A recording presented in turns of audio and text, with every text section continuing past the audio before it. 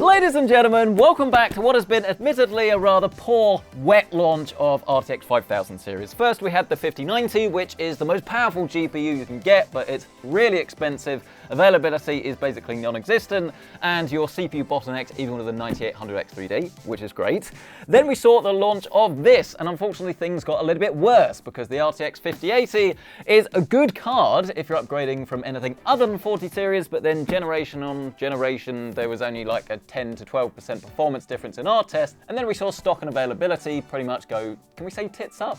Let's go with it, tits up, which obviously has left a very bad taste in everyone's mouth, bearing in mind it was already pretty bad. However, today, I believe there is actually some good news because I've heard that the RTX 5080 is a surprisingly very, very good overclocker. Maybe up to 25% performance difference versus a 4080 if you're happy to overclock. So this is what I wanted to investigate today. We do also have the new Aorus master version of the card, so we'll be able to unbox this, have a look what that's all about as well, do some thermals and acoustics, and obviously we are going to show you those all-important gameplay benchmark numbers so you can see how the 5080 performs stock versus overclocks. We are due for some good news, so it's today finally going to be that day. Find out everything you need to know right after a short word from this video sponsor. Ladies and gentlemen, the 4000D has returned anew with Corsair's Frame 4000D. This brand new case sees improvements left, right and centre, with a fully modular design for complete customization and an increase to the length to support larger graphics cards, with up to 405mm of clearance when using front fans. It supports two 360 radiators at the same time, BTF, Project Zero and Stealth motherboards, and it even has a GPU anti-sag arm to look after your sparkly new 50 series graphics card. Learn more about this monumental case today with the link down below. So let's waste no time at all and actually get this unboxed. And I'm going to start by saying, please don't feel that you have to go for one of these pre-overclocked versions, especially something as high-end and expensive as this, because to be honest with you, in terms of value, you're not getting it with the 5080 anyway, let alone if you're going to spend over £300 of dollars to buy something like this master version. But I do want to draw your attention to the fact that you do get an extra fan inside the box for your case, which is quite nice. But more importantly, I want to draw your attention to this, which is actually the power connection adapter that you get in the box with all of these Nvidia cards. But don't go thinking, because I did, that Nvidia have actually changed this for all of the cards this time around. It's only the Founders Edition that gets the fancy new one. I know they have changed it and made it a little bit safer. The pins are actually slightly further this way as well, so it can reduce the risk of shorts and things. But I thought you'd get the one that I have in this system, which is the one that comes with the Founders Edition.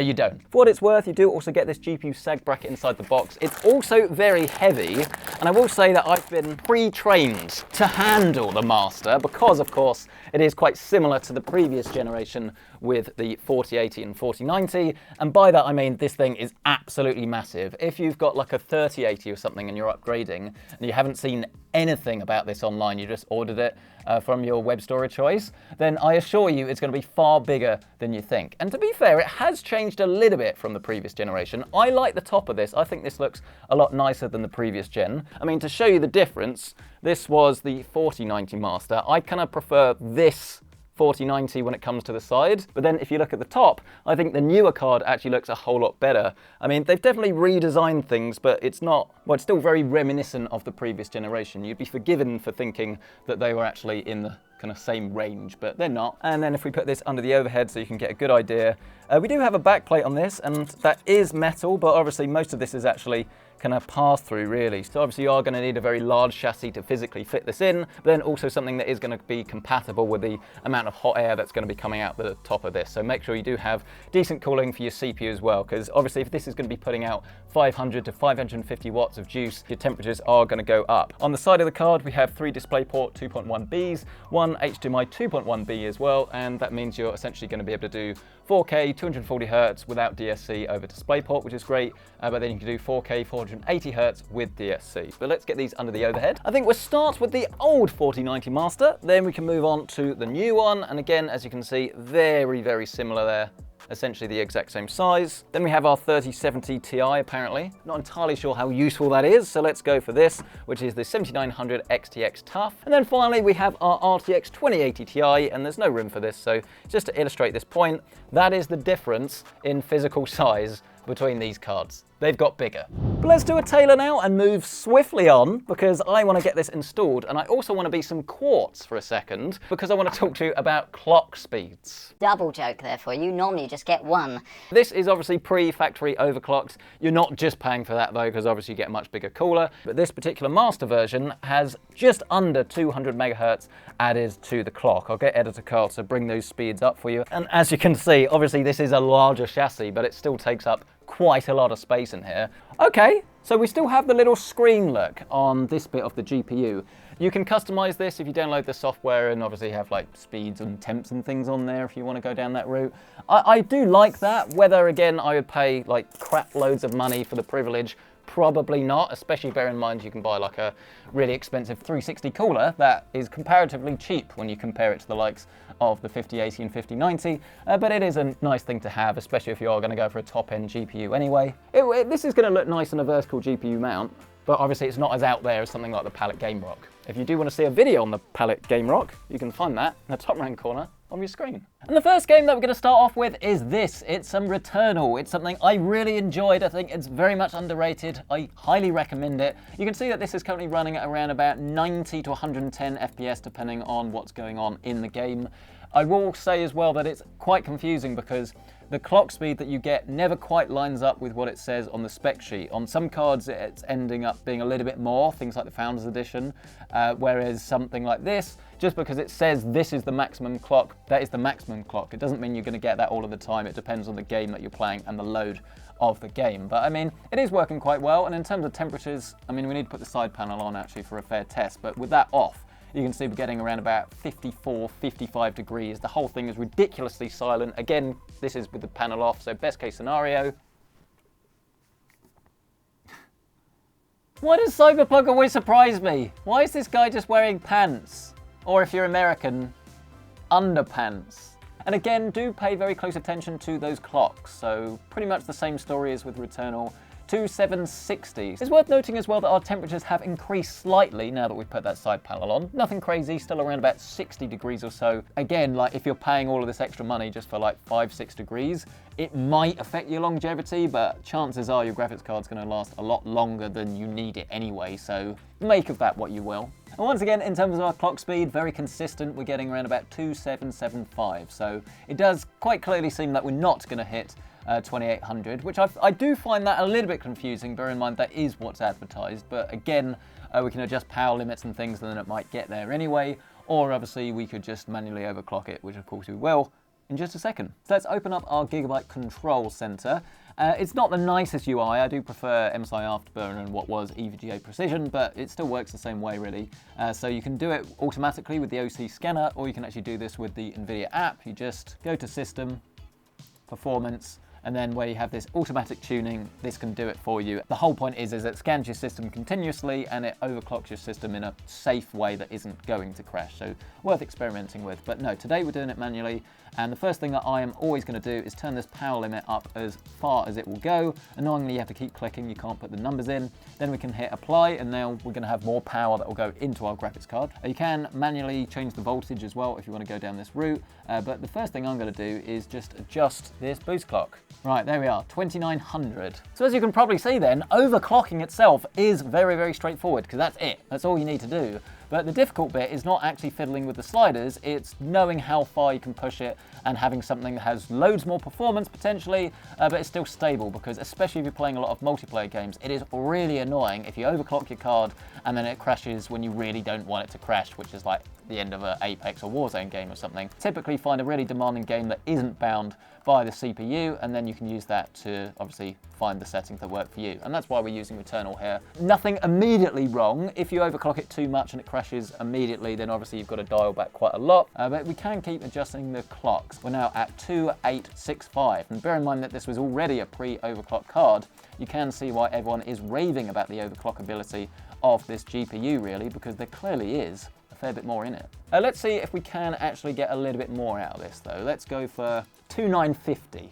I think 50 megahertz intervals is pretty good, and then maybe you can fine tune it when it starts to crash. Interestingly, our temperatures haven't really increased. We're still around about 58, 59 degrees or so. Let's put it up to 3000. And it's still working. We're not quite at 3000, but it is working. You can see we're hitting 29 285. That is an almighty overclock. This is not something we normally see on graphics cards. The last few generations have not had much in it. And I've got to admit, I just find this a little bit confusing because on one hand, that means the 5080 suddenly got a lot better. But then on the other hand, why couldn't they just overclock the cards more out the gate? I mean, that wouldn't even be overclocking. That's just all about clocking them up to the specification. I mean, Nvidia either had genuine reasons because maybe this isn't as stable as it seems at the moment, or maybe for whatever reason they just wanted to hold the performance back, or maybe they were worried about thermals because there was going to be more power.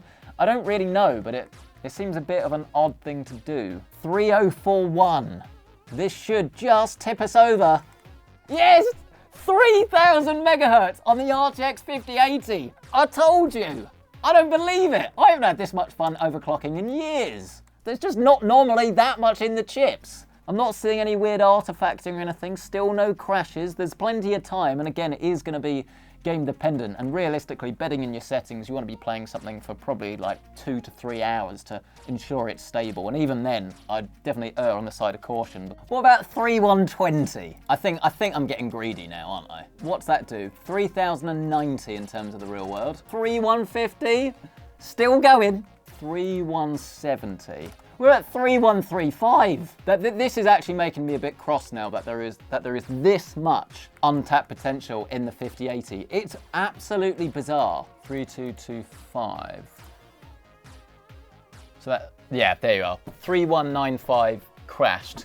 But I mean, that's how far we had to go to get there. That is actually nuts. So let's dial this back to 3160. So yes, definitely a lot more clock speed in there, but obviously it's all about how that translates into real world performance. So let's do a little bit of a side-by-side now, so you can actually see the differences in terms of performance as this benchmark runs, and once it finishes, we should get a result. But I mean, that clock speed alone is pretty ridiculous, so I'm expecting big things. I don't think I've ever been so excited for a benchmark to finish. Here we are, 110 to beat. Surely we should be getting an extra 10% or so. Oh, it's not. It's not an extra 10%. 5 FPS more. But this could just be this run, could be this particular game. But still, it's an extra 5 FPS that you can unlock by doing essentially nothing. No, I wasn't satisfied. I ran it again. Look, 118 FPS. Still not 10%, but 8 FPS at 4K, that's actually quite a lot for something that you can literally just do in a few clicks. I'm full of emotion right now. Walking in a straight line has never been so exciting. 98 FPS now, 2483. So we've gone from 88 FPS in Cyberpunk up to a whopping 97, again just by doing the overclock. That's ridiculous. If you're gonna buy a 5080, you have to be willing really to overclock it in order to get the best out of it, because that is ridiculous how much is left on the table. And then of course we can move over to our side-by-side in Indiana Jones, and obviously I'm not going to be able to see the differences because I'm not psychic, but you should have this in front of you now. Went from 76 to 80, but it's still a decent difference. I mean, obviously it is going to depend on the game and the settings. If you're playing at 1440p and you're not CPU bound, then you're going to see bigger differences and things. But we run the side by side once again so you can see in Indiana Jones the differences before and after. Very, very impressive, and the game has not crashed, so again, you could actually crank up that GPU clock a little bit more. Clearly, there is a lot more headroom in this. I heard about it, and I wondered whether it was going to be something that would require a lot of work to really unlock it. You're going to have to change voltages and things. But it literally was just that power slider and then obviously the clock speed. In terms of power as well, before we wrap this up, I do want to say 3120 megahertz on the clock speed, and we're drawing about 310 watts in terms of the GPU and 465 for the system as a whole. So it is obviously going to be slightly more power, but I think that trade-off is definitely worth it because we're barely increasing the power, but we're getting a lot more out of our chip. And we haven't done any testing if you don't adjust the power limit as well. You might still get fantastic results without even adjusting that. If you do go for an RTX 5080 and you're willing to try overclocking it, I think you're going to see some very strong results. But let us know your thoughts down in the comment section below. Are you like me and I've been very surprised with this, especially how easy it is to actually unlock these results? Or are you someone that it doesn't matter, you're never going to overclock, you want to leave it as it is, if it ain't broke,